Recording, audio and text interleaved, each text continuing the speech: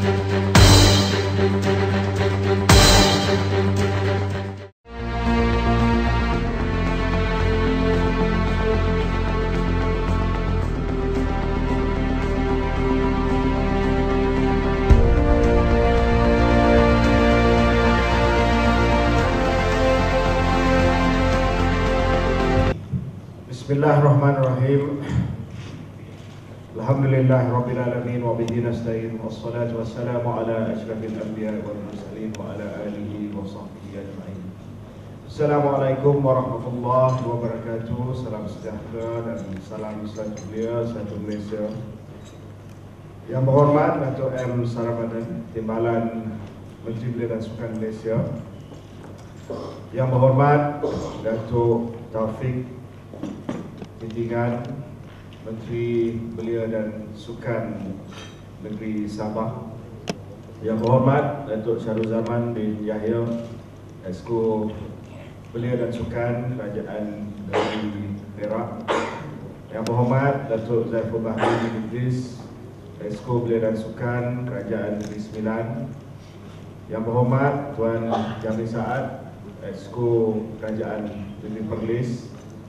Wakil-wakil kerajaan negeri yang berbahagia, Datuk Jamil Saleh, Ketua Setiausaha Kementerian Belia dan Sukan, yang bahagia Datuk Hatifah binti Ibrahim, Ketua Pengarah Jabatan Belia dan Sukan Negara. Yang berbahagia sahabat saya Saudara Muhammad Maliki, Muhammad Rafi'i, Presiden Majlis Belia Malaysia, Saudara Khairul Anwar El-Sajali Musa, Pengerusi Tetap Dewan Tertinggi Majlis Belia Malaysia. Seterusnya, tuan-tuan, puan-puan, ahli-ahli Majlis Perundingan Belia Negara, pegawai-pegawai kanan kementerian-kementerian, tuan-tuan, puan-puan, saudara-saudari hadirin yang dihormati sekalian. Pertamanya, saya memanjatkan kesyukuran, Alhamdulillah, kerana dengan izinnya pada pagi yang penuh keberkatan ini kita dapat bertemu di persidangan Majlis Perundingan Belia Negara Sidang keempat penggal ke-29 tahun 2013-2014. Pertamanya, seperti mana yang disebut oleh Presiden MBN tadi, saya mengambil kesempatan ini merakamkan ucapan takziah kepada seluruh ahli keluarga dan warga Majlis Belia Malaysia di atas kehilangan seorang pemimpin muda ahli jawatan kuasa MBN, iaitu Allahyarham Saudara Qasim bin Nur Azmi. Semoga roh beliau dicucuri rahmat dan ditempatkan di kalangan roh-roh yang beriman. Begitu juga dengan pemergian mendiang Puan Jenita Shanti Ragavan, urusnya Majlis Belia Malaysia. Jasa beliau tetap dikenal untuk membangunkan belia di negara kita ini.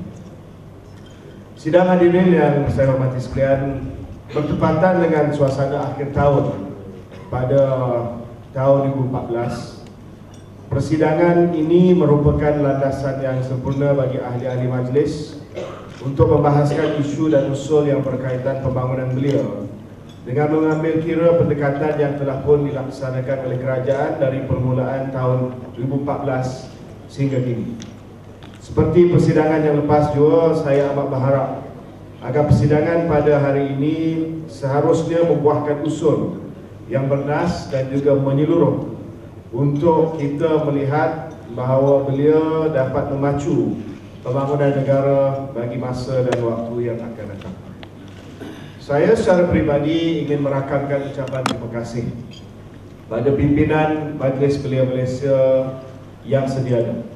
Seperti mana yang telah disebutkan tadi, ini adalah MPBN yang terakhir untuk Saudara Maliki sebagai Presiden MBN dalam kapasiti dia sebagai Presiden MBN. Selama saya menjadi Menteri Belia dan Sukan, dan saya yakin untuk mantan Menteri juga, kita sentiasa berurusan dengan Majlis Belia Malaysia sebagai pemegang taruh utama yang mewakili pertubuhan dan juga persatuan-persatuan belia, yang mewakili suara anak muda dan belia yang ada di Malaysia ini, dan sebagai rakan kongsi kementerian untuk menerima pandangan dan juga untuk kita membentukkan dasar-dasar kerajaan yang mesra cita rasa anak muda pada hari ini. Saya rasa Saudara Maliki telah mainkan peranan beliau dengan cukup cemerlang sekali. Seorang pemimpin yang berprinsip. Maksudnya beliau adalah pemimpin yang sentiasa mewakili suara beliau, yang sentiasa pegang kepada pendirian yang dibuat oleh Majlis Belia Malaysia, yang sentiasa tegas dengan pandangan dan juga prinsip yang didokong oleh Belia Malaysia. Tetapi pada masa yang sama, seorang pemimpin yang pragmatik dan juga praktikal, di mana ada pandangan daripada MBM, pandangan daripada kerajaan, Kementerian Belia dan Sukan. Kalau sekiranya ada jurang yang tak dapat dikecilkan jurang tersebut, beliau akan cari jalan bagaimana kita dapat melihat kepada satu penyelesaian menang dan menang, dan tidak ada mana-mana pihak yang kalah. Saya rasa sebagai menteri, saya tidak boleh minta ataupun saya tidak boleh mengharapkan seorang pemimpin Majlis Belia Malaysia yang lebih baik daripada kepimpinan yang telah ditunjuk oleh saudara. Dan saya harap walaupun sudah pencen daripada beliau selepas ini, beliau tidak akan meninggalkan begitu saja perjuangan beliau. Sebab saya rasa sebagai pemimpin beliau masih lagi ada banyak sumbangan yang boleh diberikan kepada pemimpin-pemimpin MBM dan juga pemimpin-pemimpin beliau untuk masa yang akan datang. Tuan-tuan dan puan yang seperti sekalian, seperti mana yang disebut dalam ucapan beliau tadi, kerajaan amat khawatir dengan isu ekstremis sosial. Kerajaan amat khawatir dan risau dengan isu-isu yang melibatkan anak muda, yang dapat menarik perhatian anak muda ke arah aktiviti dan juga perjuangan yang ekstremis. Dan dalam erti kata ekstremis, ekstremis ini datang dalam pelbagai bentuk dan juga dalam pelbagai cara. Kita melihat bahawa ekstremis ini datang dalam bentuk, contohnya gagasan dan juga falsafah dan ideologi yang mendorong anak muda ke arah keruntuhan akhlak dan juga sosial.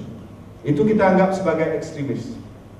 Satu pemikiran dan budaya, corak budaya yang menarik anak muda kepada gaya hidup yang berteraskan kepada nilai-nilai yang asing, nilai-nilai yang asing daripada masyarakat ketimuran kita, agama-agama kita, rukun negara dan juga Perlembagaan Persekutuan Malaysia. Ekstremis juga bermaksud dalam erti kata perjuangan yang berdasarkan kepada agama, yang membawa anak-anak muda kita kepada landasan keganasan, landasan violence, landasan kononnya jihad, tetapi dalam erti dan makna yang amat-amat berbeza daripada apa yang kita faham. Contoh yang diberikan tadi adalah ancaman yang dihadapi oleh Malaysia pada hari ini, di mana kita telah kesan anak-anak muda kita yang tertarik, bukan saja tertarik, bukan saja minat, tetapi yang sudah sanggup untuk menjelajah ke medan peperangan untuk menyertai perjuangan Islamic State. Kononnya inilah perjuangan yang sebenar, kononnya inilah perjuangan jihad yang sebenar yang wajar disokong oleh anak muda Malaysia. Ini semua menjadi ancaman bagi kita. Sebab apabila anak muda kita tertarik dengan ekstremis sosial, sama ada di satu sudut yang terlalu liberal ataupun satu sudut lagi yang terlalu ortodoks agama, maka kita harus menyediakan satu rangka, satu hala tuju, satu dasar dan juga satu program yang boleh memenuhi cita rasa anak muda. Kita anggap bahawa tarikan ekstremis sosial ini sebagai saingan kepada kita. bahawasanya kita harus menyediakan sesuatu yang lebih menarik bagi mereka, yang dapat memenuhi idealisme mereka, supaya mereka tidak perlu memenuhi idealisme mereka melalui landasan-landasan yang terpesong ini, melalui landasan-landasan ekstremis sosial ini yang menarik mereka, sama ada kepada kegiatan yang terlalu ultra liberal ataupun kepada kegiatan yang terlalu ultra ortodoks. Inilah maksud kerajaan kita dan juga Yang Amat Perdana Menteri kita apabila diperkenalkan konsep wasatiyah ataupun kesederhanaan. Wasatiyah, moderation ini bukan satu pendirian yang lemah. Moderation selalu ada kadang-kadang dia dianggap sebagai satu kedudukan ataupun pendirian yang lemah. Moderate maksudnya we don't believe in anything. Maksudnya kita cairkan segala pendirian dan kita ambil jalan tengah yang akhirnya tidak ada apa-apa pendirian. Tidak. Modern ataupun wasatiyah adalah satu pendirian yang tegas, yang berani, yang menyatakan bahawa anak muda dan juga rakyat Malaysia secara keseluruhannya harus tidak terlibat langsung dalam apa saja kegiatan ekstremis, kerana kegiatan ini hanya akan meruntuhkan masa depan negara kita dan juga meruntuhkan masa depan beliau. Apakah masa depan anak muda kita yang berjuang dalam ISIS ataupun Islamic State contohnya? Mereka kononnya memperjuangkan jihad, tapi berteraskan kepada keganasan, berteraskan kepada peperangan, tidak bawa satu perubahan besar kepada nasib dan juga hidup umat Islam di Timur Tengah. Tidak melihatkan soal pendidikan, soal modal insan, soal capacity building bagi umat Islam, tapi berjuang kononnya atas nama jihad dalam peperangan yang akhirnya akan mengorbankan nyawa dan tidak bawa perubahan besar kepada nasib umat Islam di Timur Tengah. Apakah masa depan anak muda yang terlibat dalam gaya hidup yang terlalu ultra liberal sampai tidak ada nilai langsung yang ada pada mereka, sampai nilai-nilai ketimuran kemasyarakatan Malaysia yang majmuk, yang berdasarkan kepada agama-agama, rukun negara dan budaya kita sudah langsung tidak kelihatan lagi. Kita hilang identiti kita dan jati diri kita sebagai rakyat Malaysia oleh kerana terbawa-bawa dengan ekstremis sosial dalam sudut yang lain, iaitu ekstremis sosial yang ultra liberal, yang tidak ada pegangan langsung, yang berasaskan kepada ciri-ciri ketimuran kita. Sebab itu tuan-tuan dan puan, ini adalah cabaran yang besar yang menanti dan menghadapi kita. Walau apapun dasar yang kita rangka, walau apapun program-program yang kita umumkan, dan walau apapun pendekatan yang dapat kita melaksanakan, kalau sekiranya pendekatan, program dan dasar kita itu tidak relevan bagi anak muda ini, dan mereka tertarik kepada gerakan dan gagasan yang lebih ekstrim tetapi memenuhi cita rasa mereka, maka saya percaya kita akan berdepan dengan krisis di mana kita tidak dapat menyediakan sesuatu untuk mengisi idealisme yang dihadapi oleh anak muda pada hari ini. Ini tugas dan tanggungjawab bukan hanya kerajaan, tetapi keluarga beliau, keluarga yang menentukan dasar beliau secara keseluruhannya, termasuk NGO beliau dan juga pimpinan majlis beliau. Kalau sekiranya kita tidak dapat mengisi idealisme dan kekosongan yang dirasai oleh segelintir daripada anak muda ini, saya percaya kita akan berdepan dengan satu keadaan di mana mereka akan cari tempat lain, mereka akan cari perjuangan lain untuk menjadi landasan mereka, dan mungkin landasan ini adalah landasan yang kita sebutkan tadi.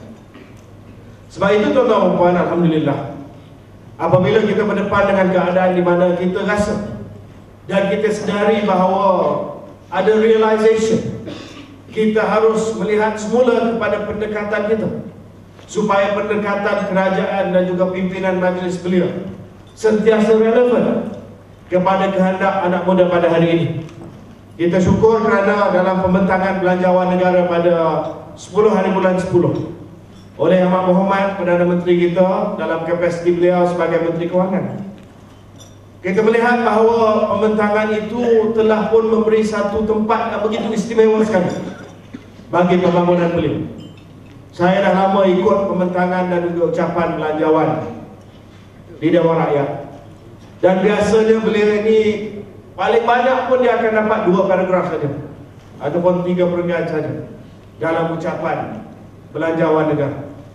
Kali ini alhamdulillah, daripada kalau tak silap saya 5 strategi utama belanjawan tahun 2015, daripada 5 strategi utama, antaranya strategi mensejahterakan rakyat, people economy dan capital economy, modal insan, pembangunan pendidikan dan sebagainya, antara 5 yang menjadi teras utama perbelanjaan kerajaan untuk tahun yang akan datang. Satunya yang diangkat oleh Perdana Menteri kita adalah pembangunan beliau, yang mana kerajaan rasa kini adalah satu perkara yang amat penting. Bukan hanya diangkat dalam ucapan, bukan hanya diangkat dalam bentuk perkataan dalam satu ucapan, tetapi diangkat dan disusuli dengan peruntukan yang cukup besar. Kementerian Belia dan Sukan kali ini mendapat penambahan dalam belanjawan tahun 2015, peningkatan yang mungkin yang paling besar dalam sejarah belanjawan negara.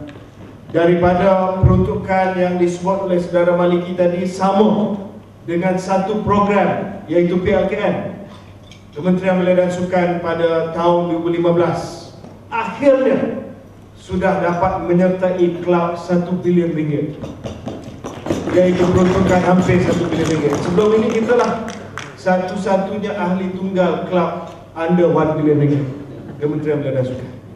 Tapi akhirnya alhamdulillah, dengan usaha Kementerian Belia dan Sukan, dengan usaha Majlis Belia juga yang sentiasa highlight keperluan untuk kita mendapat peruntukan yang lebih besar, alhamdulillah kali ini kita dah dapat satu penekanan yang saya rasa adil dan saya rasa penekanan yang sewajarnya diberikan kepada pembangunan beliau. Dalam pelan transformasi belia negara yang telah diumumkan oleh Yang Berhormat Perdana Menteri selaku Menteri Kewangan, kita memberi fokus kepada teras-teras seperti kepimpinan, latihan, kesukarelawanan, keusahawanan, yang mana semua ini diterjemahkan dalam bentuk program-program yang telah diumumkan oleh Yang Berhormat Perdana Menteri. Salah satu program yang menjadi program yang disebut oleh saya dan juga saudara Maliki tadi, PLKN. Yang Berhormat Perdana Menteri telah umumkan bahawa PLKN akan ditransformasikan. PLKN akan ditransformasikan sebab kita rasa bahawa walaupun PLKN ini adalah program yang baik, tetapi PLKN sudah tiba masa dan waktu kita transformasikan PLKN supaya ulangan yang kita terima daripada perbelanjaan yang besar 600 juta tiap-tiap tahun dalam PLKN ini lebih besar, supaya returns lebih setimpal dengan perbelanjaan dan juga pelaburan kerajaan kepada PLKN. Kementerian Pertahanan dan Kementerian Belia dan Sukan sekarang ini sedang melaksanakan satu workshop yang baru saja tamat, yang mana kita akan sampaikan dan bentangkan kepada Yang Berhormat Perdana Menteri model PLKN yang baru. Model PLKN yang baru ini bukan hanya terhad kepada patriotisme, perpaduan dan juga jati diri, tetapi juga satu keperluan penting yang pernah dan sedang dan saya rasa akan terus diperjuangkan oleh MBN, yaitu kemahiran. Kita nak pastikan bahawa anak-anak muda yang melalui PLKN ini bukan hanya tamat PLKN dengan satu sense of identity dan patriotism, tetapi mereka tamatkan PLKN dengan kemahiran, dengan satu skill yang boleh meningkatkan kebolehpasanan mereka. Yang Berhormat Perdana Menteri telah maklumkan pada saya dan juga Menteri Pertahanan bahawa PLKN ini bukan hanya harus memberi semangat jati diri patriotisme kepada anak muda, tetapi harus memberi harapan masa depan mereka supaya mereka ada kemahiran untuk digunakan dalam job market ataupun dalam pasaran kerja. PLKN selepas ini kalau ikut hasrat Yang Berhormat Perdana Menteri akan ditransformasikan supaya lebih menjurus kepada anak-anak muda yang tidak akan pergi ke universiti, tidak akan pergi ke Menara Gading, tetapi mereka yang harus diberikan kemahiran, harus diberikan keupayaan supaya mereka juga ada kemahiran untuk masuk dan untuk berjaya dalam pasaran kerja. Saya harap model baru PLKN ini seperti mana yang dikehendaki oleh Amat Berhormat Perdana Menteri dapat dilaksanakan pada awal tahun depan dengan satu visi yang baru untuk melihat PLKN ini bukan hanya memberi satu kekuatan jiwa pada anak muda, tetapi memberi nilai tambah kepada mereka, value add kepada mereka, supaya mereka ini tidak tercicir daripada arus pembangunan perdana, pendidikan dan juga latihan. Pelan transformasi belia negara juga sebut tentang penambahbaikan program rakan muda, di mana rakan muda ini akan menjadi satu platform utama bagi pembangunan bakat belia. Rakan muda yang sudah sekian lama 20 tahun diperkenalkan harus diberikan nafas yang baru, semangat yang lebih segar lagi untuk menjadi talent showcase, pentas yang utama bagi kita menunjuk bakat-bakat anak muda Malaysia. Dan untuk itu Kementerian Kewangan dan juga EPU telah memperuntukkan satu peruntukan yang besar untuk kita menghidupkan semula program rakan muda, yang mana saya harap dapat kerjasama daripada Majlis Belia Malaysia. Kita juga akan memperkenalkan satu lagi program baru yang akan meningkatkan lagi semangat perpaduan di kalangan anak-anak muda kita. Kita tahu bahawa kalau kita hanya mengharapkan PLKN, tidak semua pergi ke PLKN, dan agak lewat untuk kita membangunkan semangat perpaduan di kalangan anak-anak muda. Sebab itu Yang Amat Berhormat telah sebut bahawa mungkin dalam kerangka rakan muda kita akan buat satu camp unity, camp perpaduan bagi anak-anak muda yang berbilang kaum, berbilang bangsa, berbilang agama, untuk mengenali rakyat Malaysia dan juga rakan-rakan mereka daripada bangsa dan juga kaum yang lain. Kita akan kerjasama rapat dengan Kementerian Pendidikan untuk memastikan bahawa interaksi ini dapat kita buat lebih awal lagi. Sebab kita semua tahu dalam sistem pendidikan yang pelbagai ini, pelbagai aliran, tidak ada banyak ruang dan peluang untuk anak-anak muda kita berinteraksi. Kalau pergi sekolah kebangsaan, mungkin tidak ada ruang yang besar untuk berinteraksi dengan mereka yang pergi ke sekolah jenis kebangsaan. Di peringkat sekolah menengah, kalau mereka yang pergi sekolah agama, tidak ada banyak peluang untuk berinteraksi dengan mereka yang pergi ke sekolah menengah bersendirian. Bila masuk ke peringkat IPT, pengajian tinggi, kalau pergi belajar di Timur Tengah, kalau Melayu, Islam contohnya, tidak ada ruang yang besar untuk berinteraksi dengan mereka yang contohnya pergi untuk belajar di Taiwan ataupun di China. Jadi kita harus melihat bagaimana usaha untuk kita perbanyakkan lagi masa dan juga peluang untuk kita meningkatkan interaksi di kalangan anak-anak muda kita. Dari segi aspek kepimpinan juga, kita akan menaik taraf Akademi Pembangunan Belia Malaysia Pasir Panjang Negeri Sembilan. Karena ini telah pun kita bincang di peringkat kepimpinan MBM dan KBS. Saya mengharapkan MBM dapat memainkan peranan penting untuk kita jadikan APBM kita ni ataupun Akademi Pembangunan Belia Malaysia sebagai akademi yang terbaik dari segi kursus-kursus kepimpinan belia, terutama di rantau Asia Tenggara. Untuk mempergiatkan program kesukarelaan, kita telah buat keputusan bahawa program-program kesukarelaan dalam negeri akan kita buat di bawah payung IM4U. Dan untuk program-program kesukarelaan yang melibatkan projek-projek dan juga program-program di peringkat antarabangsa, kita akan buat di bawah jenama MYCO. Dan ini adalah satu usaha juga untuk kita menggalakkan anak-anak muda kita supaya dapat buat program di peringkat antarabangsa, kesukarelaan di peringkat antarabangsa. Program ini sebenarnya, idea ini sebenarnya datang daripada kesedaran bahawa kita melihat contohnya yang disebut oleh Presiden MBM tadi, anak muda kita yang nak pergi ke luar negara tetapi berjuang di bawah naungan Islamic State. Kalau sekiranya kita dapat bagi peluang kepada mereka untuk berjuang, untuk melaksanakan program kesukarelaan di peringkat antarabangsa, membasmi kemiskinan, program pendidikan, program latihan, program kesukarelaan dan sebagainya, di peringkat antarabangsa di bawah satu program MyCore seperti mana dibuat oleh Amerika Syarikat melalui program Peace Corps satu masa yang dahulu. Saya percaya dan yakin kita dapat memenuhi idealisme anak muda tersebut.